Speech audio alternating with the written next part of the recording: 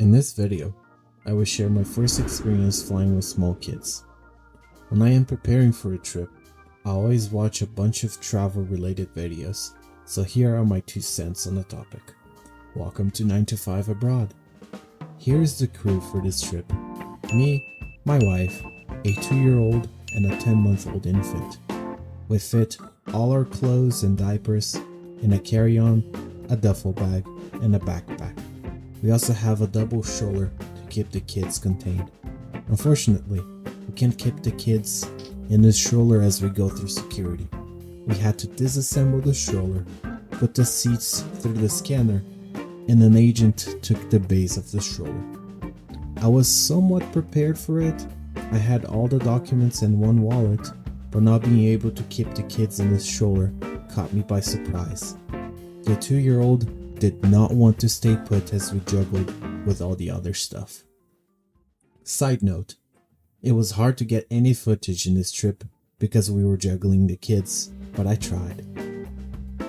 I was planning to roll the kids in a stroller up to the airplane door and put the stroller in the bag there, but the gate area was super full and the bridge was narrow, so I would be blocking people at the entrance of the plane. I packed the stroller by the gate and just dropped it by the airplane door. We got first class seats in this EMBRAER 175 from Boise to Seattle. The price was $773.85 for 3 tickets, and the infant on lap was free. I don't think small children get to enjoy first class seats as adults would. It is too big for them, and the fixed armrests prevent them from slipping in your lap. On our way back from Seattle, we got another chance to try our airport with kids skills. This time we just put all the food in a plastic bag and had the kids ready to get out of the stroller. We put all our stuff in a conveyor belt, including the toddler shoes, and went through security a lot faster than last time. The 2-year-old was tired and very cranky, so we just had to hold him by the gate until it was our time. We got amazing first class service in this flight back to Boise, starting by the gate agent. She noticed we were struggling with our kids, so she got me the tag for the stroller, offered to change our seats, and printed our boarding tickets so we didn't even need to pull our phone when we boarded.